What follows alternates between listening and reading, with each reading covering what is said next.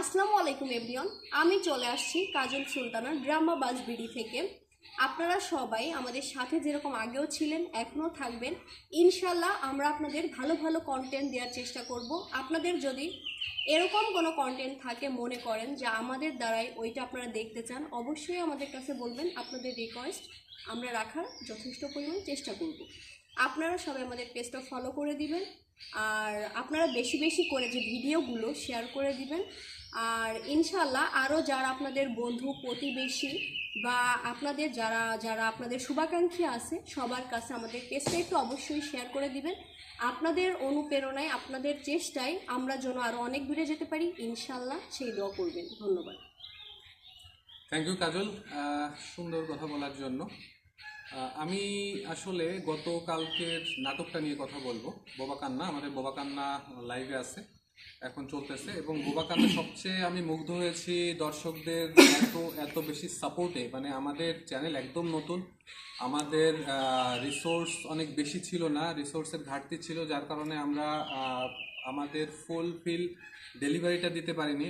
সুন্দর একটা প্রোডাক্ট আপনাদের উপহার দিতে না পারলেও কাহিনীটা অনেক সুন্দর ছিল এবং আপনাদের মানে এত বেশি সাপোর্ট পেয়েছি এবং সবাই কমেন্টে এত উৎসাহ দিয়েছেন, আমরা সত্যি মুগ্ধ।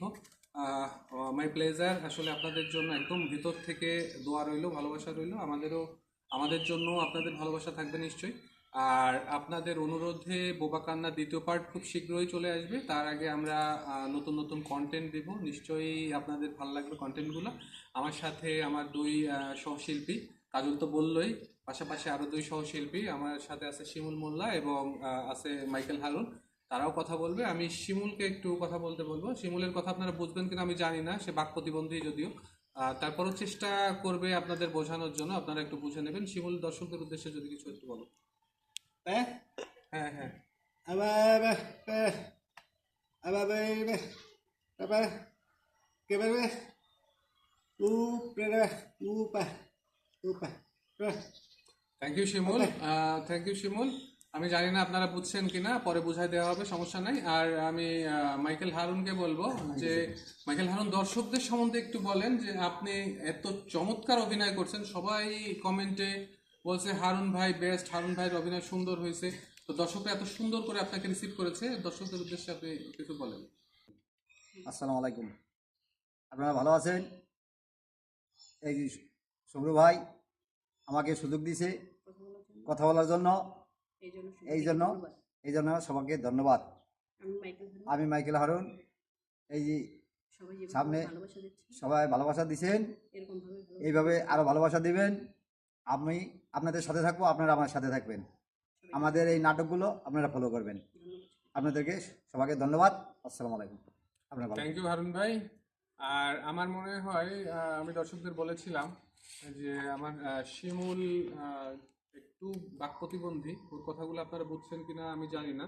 তবে আমি শিমুলকে বলবো সেই কথাগুলাকে একটু ট্রান্সলেট করে দিতে, অর্থাৎ একটু বাংলা ভাষায় বলার জন্য।